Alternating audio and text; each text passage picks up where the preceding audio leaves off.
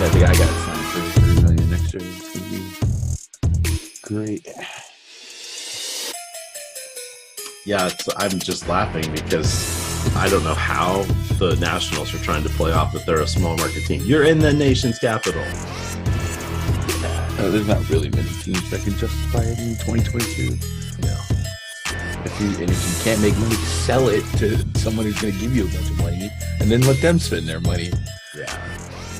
We should see some big NBA expansion.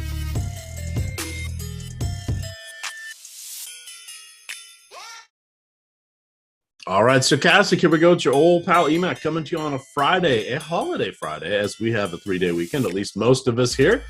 We are going to have Christmas on Sunday, so a lot of people get Monday off. This should be a good time. That means an all-day NBA on Sunday, 5 games. There's going to be 3 NFL games. Tomorrow's NFL, air quote, Sunday, so we've got all sorts of exciting things happen when you wake up. Don't have too much fun tonight because those Saturday games are going to feel a little earlier than normal when they come out at 1 o'clock on the NFL, but we're going to talk a little NBA tonight. Gun, how's it been? Feels like it's been a couple weeks. I don't think I've done a show with you since I've been back from Hawaii, and it certainly does not feel like Hawaii in the U.S. right now. No, it is. It's pretty cold, but whenever the nation's cold and I'm trying to be cool like you guys and say I'm cold, but they're like, "Oh, shut up! It's 27 degrees." I would love it to be 27, so I can't really complain. But yeah, it's very chilly. It's not good. It's not good. It's going to be cold. But we got 14 teams in action tonight for the association. I noticed that I haven't looked since this afternoon. I noticed 2 NHL teams canceled their games yesterday, Buffalo and the game in Ottawa, because they were expecting bad travel conditions. So they didn't want people on the road. Let's just see.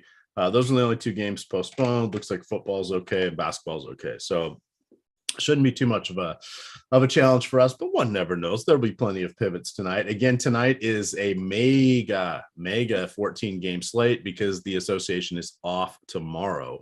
So that means they're getting everybody in right now, and then 10 teams will be playing on Sunday. So we're going to start off here with 2 games at 7 o'clock, 5 at 7:30, 3 at 8 o'clock, 1 lonely game at 9 o'clock, 2 at 10, and 1 at 10:30. We're going to talk no house advantage. If you guys have not yet signed up, you are so lucky because the deposit bonus match is now up to $100 for your first deposit. Go in through that link that is in the YouTube description below us here, and you will be able to claim that with your first deposit. Overlay is the operative word of the day over there at No House Advantage every day. That's a bit of their marketing tool. We're going to talk about the 2 different game formats they have. We're going to focus on their tournament contest, big contest tonight. I think it was a $20,000 prize pool. I got too many windows open. Let's go take a pick. $15,000 prize pool, $5,000 up top. They've got a Saturday full slate, $20,000 prize pool, $10,000 up top, and then $50,000 prize pool for Christmas Sunday. Enjoy that for the NBA. So their contests, you choose 10 player props that are available to you. These player props are static. They are set. They're released the night before. Think of those like salaries. The other sites don't change the salaries as news breaks, and No House Advantage not going to change these props. They do have dynamic props. Those are versus the house. The tournaments, peer-to-peer. We're going against other gamers, just like we do on the other sites. Key things to remember, you put confidence points next to your 10 selections tonight, 10 through 1. You get the prop right, picking over or under of the one you have chosen. You get those points. Those points add up. That's how you score against your competitors. Relatively easy. If you've done anything confidence-related, once you come in there, you'll figure it out pretty quick. But let's talk about the free projections here. I'm going to drop that link in here, and that's what Gundacker and I are going to be referencing. I'm turning this over to you, buddy. Let's look at some of our unders first. Nobody likes to root for unders except me and Ben Rasa. And then we'll look at some overs. But what do you got here? OG Anunoby popping up here, 28.5 PRA. That's points, rebounds, and assists. He missed a few games, came back, played some heavy minutes. But dare I say, are the Raptors healthy now? Do they really need him to take shots? Because that's the key to unlocking his game. What do you want to do with OG? Do you like anything else there at the tippy top? Yeah, I'm with the under here, 28.5, like you said, a fully healthy team. And then to top it all off, the Cavs are going to run a really slow pace. So this should be one of the lower scoring games on the night. Fewer implied totals. 215 is a total for this one, and that is old school San Antonio levels if you're trying to account for inflation in 2022. So yeah, most of the unders on this game would be something I lean, but especially a guy like Anunoby who can kind of get lost in the offense if they're fully healthy. They have been playing with their front court a little bit. We've seen Hernan Gomez start in the last couple games over Koloko, but no significant changes in terms of who's doing most the bulk of the offense. So I would be in agreement with our projection on the under for Anunoby. All right, let's throw out a couple high-level ones here for you as well. Kevin Durant, our next most popular, the under on 8.5 rebounds. This is an intriguing one. They're going against Milwaukee tonight. A lot of rebounders going to be on the court, especially with Ben Simmons and Nick Claxton healthy. You got Giannis on the other side. No Chris Middleton, but we know what we're getting there. This one, I think the under looks relatively safe as well. We're projecting just 6.7. Another one we have is Anthony Edwards, 3-pointers. We're going 2.3. 3.5 is the over. That means you got to get 4. While we see a lot of players every slate get 4 rebound or 4 3-pointers, trying to pick the one who is going to do that, even if you're going for Curry or Klay Thompson or CJ McCollum or Halliburton or whomever else is among the leaders, they got a lot of games where they go 3 for 10, 2 for 11, right? So what do you think here at the rest of the top? Yeah, it's one of those spots where most of the projections I agree with leaning the way that they are going, but there are some spots where I wouldn't be as confident as perhaps the probability rating.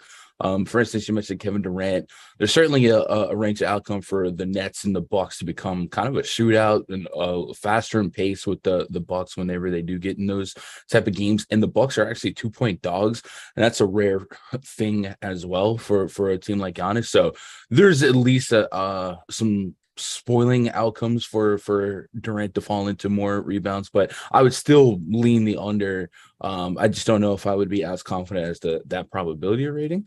And then looking at some of these other options with like Edwards, like you mentioned, this would be on a slate this big for a site like No House Advantage, where more so tonight than really ever this season, you should have less uncomfortable clicks than ever just because of how many options there are. I don't know that I would want to sweat Edwards threes on a high level. So when I do introduce this into our cards, I would probably put it in like a bottom 4 confidence rating. But I would lean with our projection on the under by almost 1. The Celtics can be a scrappy defense, and they're certainly going to focus on Anthony Edwards, and we've seen them kind of lock in. I just think with the Celtics, what would make me feel the best about taking his under is if Marcus Smart for sure plays, because we have seen him sit a game or two along this stretch. But if Marcus Smart was in, yeah, I would be in agreement with the under, just like our projection says. And was there any other one that we wanted to brush on? That kind of hits the main ones there. Let me get back to my page. No, because I always get nervous with Jalen Brunson because having used him a lot on same game parlays, particularly last year during the playoffs, it's like, oh, this is where he's going to get the over on assists. And then he does like 8 rebounds and 2 assists. You're like, okay, here's where he's going to do the rebounds. And then it's 8 assists and 2 rebounds, right? He's kind of an infuriating guy. I'm just like, I don't want to touch the hot stove. Get me closer to the PRA or start including points in that, and I'm more interested. But he's someone that he's kind of the Fred VanVleet, right? That all of a sudden they do a little bit of everything. Whatever that little bit is going to be each game, you don't know for sure, because one of the numbers is going to spike. I hate to trust it. So that one makes me a little nervous. Zach LaVine, a little bit dinged up. So the unders there are okay, but at some point it's his PRA. We got him at 29.7, 80% chance of the under. No House Advantage putting it at 35.5. All he's got to do is hit a couple threes, and that's going to really skew that. So that makes me nervous, even though he's not having a great year at all. He's not having a horrible year. I believe I was watching the last game, and I think they said it was like his lowest scoring season since his rookie season or something along those lines. So it's one of those, but he can have the spike game. So I get a little worried about, the all-star level talent there. So that's kind of most of my unders there that I'm interested on. Let's look at the overs, but before we get onto that, I want to remind everybody to like and subscribe here. A reminder that we also have the Stokastic Hall of Fame. You guys can get up to 30 days of, or up to and exactly 30 days of Stokastic premium content. All you got to do is place in top 3 of a contest with 5,000 or more people. You got to have the Stokastic avatar, tweet at Stokastic HOF, or email us with your screenshot, and we'll put that out there on the old Twitter sphere, and we will get you 30 days of Stokastic premium content. No ties. Got to finish first, second, or third. 3-way tie for first? Sure, we'll give it to you. Showdown slate tie with you and 1,100 of your friends? That's not top 3, right? That's I won the Millie Maker for $187. Okay, well, sometimes that happens, but that's not the spirit of this promo. Let's go to the overs. LaMelo Ball, 2.5 threes. He is taking 150 threes per game since returning from his injury here. What do you think about this one? Turn those analytical powers onto LaMelo Ball here. Yeah, he is a chucker. 13, 10, 9, 13, 13. Last 5 games, field goal attempts from behind the arc. Hasn't hit less than 4 in all but 1 game that he has played this season. Nutty. You mentioned it earlier. 4 is kind of a crazy number to expect, but man, for LaMelo Ball, he has been a sharpshooter for them. I would say that there are a couple of games lately that Rozier was down, and we know if we got LaMelo, Rozier, and Kelly Oubre, there's a couple of guys that could maybe vulture each other, but it still looks like a significant amount of his total field goal attempts, perhaps 60-70% in a game, can be from downtown. So I would certainly be in agreement with our projection on the over of 2.5, because it's easier to sweat 3 than it is 4. And that seems like one that I would get to with a decent level of confidence. Under him, we dropped from 93 or 94% probability to 86%. So a decent drop off in terms of our NHA projections, especially with so many options. So I guess we're going to get to LaMelo quite a bit. But Drew Holiday assists, with the line that they said is 5.5. We got him at 7.3 on the season without Chris Middleton, with Giannis Antetokounmpo. Drew Holiday has almost a 29% assist rate. So anytime you're getting around a 30% assist rate, that's pretty doggone good. And for the line to be what it is, he has eclipsed 6 or more in 4 of his last 5 games. And this seems like a spot where him and Giannis are gonna have to do some heavy lifting, especially like we said, they are rare road dogs here. So it should be a neutral game script, and it should be a spot where they're fighting to the end if we let the Vegas total kind of tell the story. So I'm liking what I'm seeing so far at the top of our overs. How are you liking Julius Randle? So we've got his points. Now he's someone I like to look at for points. I like to look at him separately for rebounds, or I will go PRA. I always get a little nervous with his assists. That New York always tends to have a bunch of guards ever since his magical season where he was sort of the secondary facilitator. And what did he have? A career high, like 6. Let me go look that up right now. 6 assists per game. Last year it was 5.1. This year he's down to 3.6, back to his career average. However, his rebounds have really been up with the front court injuries to the Knicks. Recently, over his last 5 games, he has double-digit rebounds in each. So that's one I like to look at. The points, while he does have 24 points in each, there are some hit and miss moments. There's 2 30s in there, a 19 and a 15. So I usually like to focus on one thing. The thing we got to remember with Chicago this year, they're not nearly as good on the defensive side as they were last year. Obviously, not having a ball out there is not helpful. I believe is Alex Caruso. He's dinged up. Where's my news? I think he had a concussion, if I'm not mistaken. Let me see if he is out, because he's the other one that just that if he's out, there's just less and less defense being played in this. And if we go look at over the last 10 years, so Alex Caruso out, Javonte Green out, Derek Jones Jr. out, no biggie there. Obi Toppin's still out. That helps the rebounding there for Randall. If we look at the last 10 games for Chicago, they have allowed 114 points per 100 possessions. That's a bottom 10 in the league, and they are playing at top 10 pace. It's 101 possessions per 48 minutes. It's a right around league average. But this is not the plotting squad that we had seen in years past.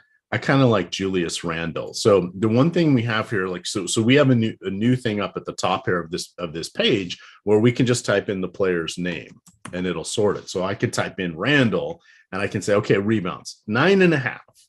All right, that's a fair line, right? I don't want to play that in the versus in the pick'em contest. I will take that. I'll take the over against the house in the versus contest versus no house advantage. So that's their other game format. We'll talk about them in just a minute. But for those of you that don't have sports wagering in your state, but you do have no house advantage, you can put together player prop cards, 2, 3, 4, or 5. The bigger the card, the higher the multiplier. They do pay out 21x of when you go 5 for 5. That is the highest in the industry. They do not have flex payouts or insurance as some of the other sites do. Aim small, miss small. Those 2 for 2, 3 for 3 can really add up, but these are their dynamic numbers. But Randall would be someone I would then say, that's about what I would think an accurate one is. If we're going with the sharp lines, let's slide on over there to the versus the house. But when you're doing those contest ones, you want to make sure you got a ton of wiggle room in there, and we don't for that. But I wanted to show everybody that search feature there on the stats page here for Oswald or Stokastic. It makes it a lot better. Talk to me. We got Tyler Hero over on his threes. You got Domantas Sabonis. Ooh, what do we think about Sabonis? 12.5 rebounds. That's one hell of a line. We say 13.7. He has been a monster the last few games gone. He's averaging 19.5 rebounds over his last 5 games. Seems pretty good. So I'm throwing a bunch at you here. Let's walk it back. Sabonis, yay or nay? And then how are you feeling about a Hero, perhaps a Trae Young, somebody else of the Gundacker recommendation?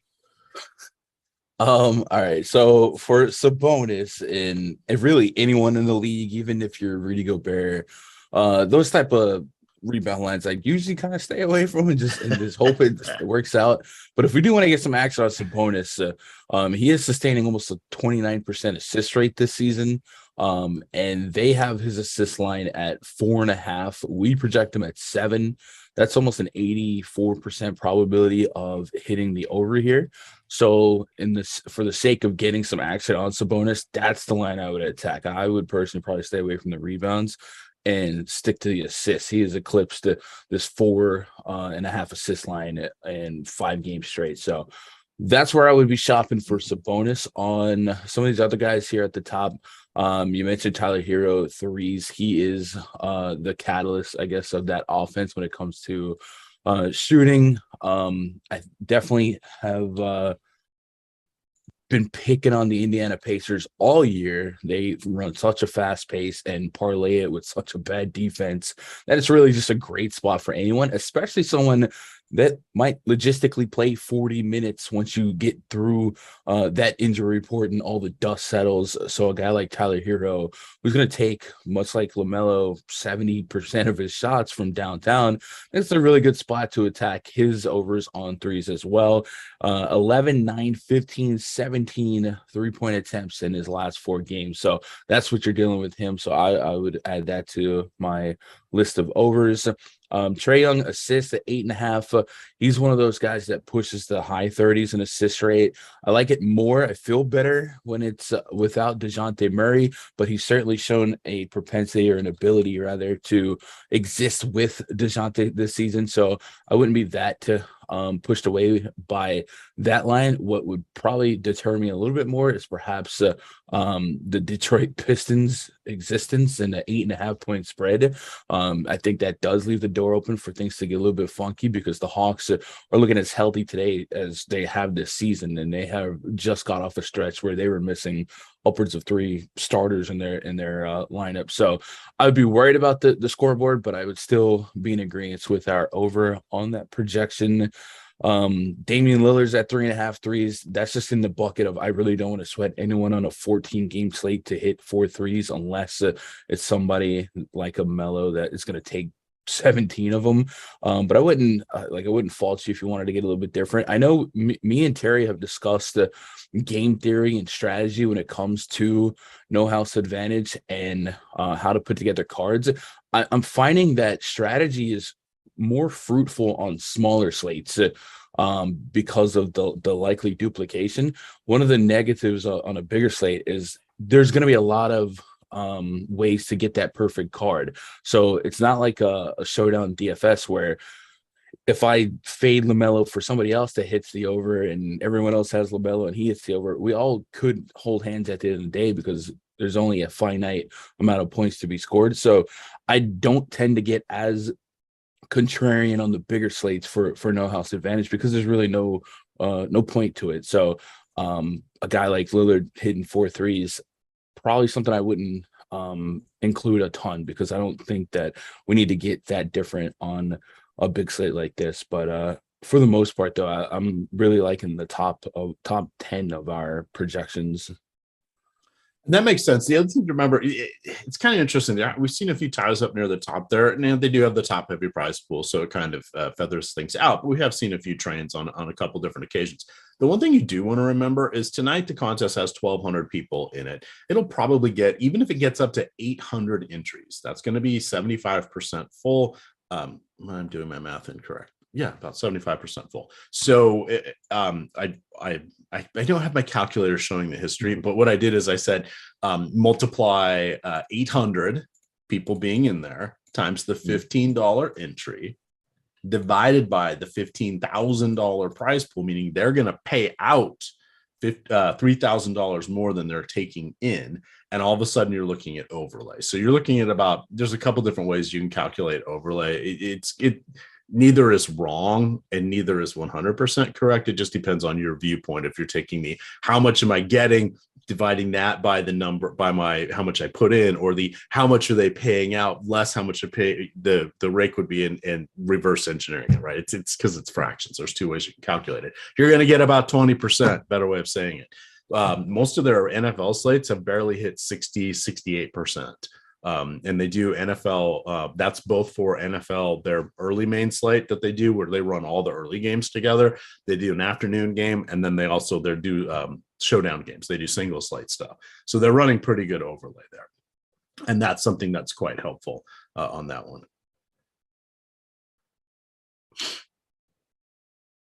Yes. So people are going to get caught off guard tomorrow. It's NFL Sunday tomorrow, but it's Saturday. And it's Christmas Eve, and you got family over, and you got the kids home from school. Are people going to be? They're going to be out of kilter. Like, oh God, I got to get set my playoff lineups, and now I'm going to go to DraftKings. They're not going to come over here. You get ready to come over here. You'll have some fun. I got to hit the cough button here. Give us one more projection, then we'll talk about the old versus the house side. Last night CJ McCollum put up 1 million points. Today his line is at 17.5. We're projecting him at 23. So at worst, we know that the Pelicans are still in life without Brandon Ingram. And then tonight they are still without Zion Williamson. Larry Nance did not play last night, so he's going to carry that tag into tonight. McCollum does have a tag on him, so we have to keep an eye on if he does play. But if he does play, he would, much like last night, absorb all of the usage and likely be the spearhead of that offense against that putrid Thunder defense. So this should logistically be a spot where 25 plus, like I would probably take lines at 25. I don't know what the sports books right now is at on McCollum, but I imagine it's well above 17.5 should he play. So that's when I would slam it, and I would probably in the warm and fuzzy meter would probably be above 80% probability for me. All righty, I survived there. I'm going to have to enter the health and safety protocol with this bronchitis. My wife ended up getting bronchitis after our trip. I was good for about a week, but as she's getting better now, all of a sudden I'm not feeling well, and it's not very fun. So we're sponsored by where is it? Mucinex, daytime Mucinex. Also have the nighttime version. Took that last night. So don't want to mix those two together, right? They're very similar in color. So I put them in different rooms. One's in the bedroom, one's in my office. What's the worst thing to do? Well, it's not taking NyQuil on your way to work. It's taking DayQuil when you're trying to go to bed, right? Or whatever the daytime version is. And you get that little boost of caffeine or whatever's in it to make you feel better. So we're going to switch over here to, I'll drop the link again into Slack. We're going to go a couple more minutes since we started late, but this gets you to the Stokastic No House Advantage projection pages. There are 3 tabs on that. We were talking about the middle tab. That is the pickup. That is going against other gamers. There are all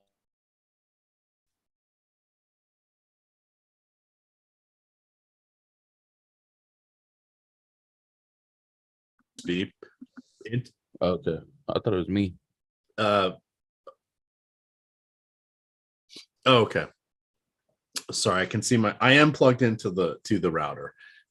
So just for posterity, but with the way the wind is going here, who knows what's going on out here. So what I was saying is that I dropped the link into the YouTube chat here. The middle tab is the Pick'em projection. That page is updated regularly. That's what we were talking about. Tab on the right is the optimal lineups page.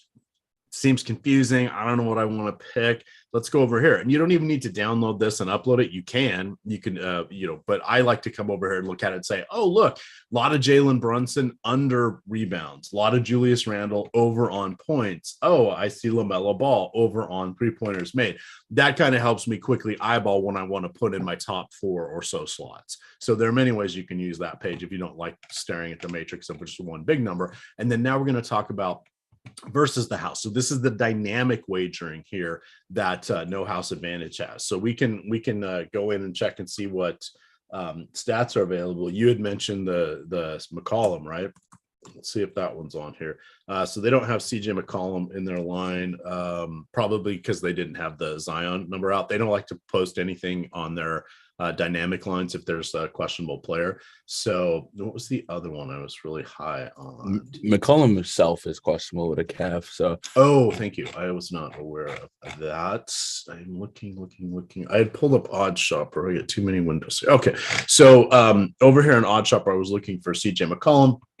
I then went to say, okay, I wanted to see what the other websites, the other sports books had. So if we look at the versus the house here on the DeJounte Murray assists, 6.5 is the No House Advantage line. We have him for 4.5. If I wanted to cross-reference that, I could just go over to Odd Shopper, type in his name in the search bar and go see what the other sites are doing. It looks like most of them have 6.5. So this is a number that's pretty reasonable, at least for what we're saying at Stokastic, to look at the under. Now, again, these No House Advantage lines, they're going to be sharp. So don't get confused as to which format you're looking at or as which page you're looking at here, right? Versus the house. Okay, that means there is a house advantage. Pick 'em, no house advantage. It's tricky. It's tricky, but pay attention there. Any overarching thoughts? Oh, let's talk sports wagering. So for those of you that are in a state that does have sports wagering, you can use the BetMGM promo. So I'm going to hit on that real quick because that's in one of our reads here. So you have the where are we? Is it still the $1,000 risk-free bet here for MGM? Why, yes, it is. So what you do here, and I did this weekend. So you put in your first bet is risk-free, right? Meaning that you can wager up to $1,000. If you come in through the Stokastic link, it's below us here.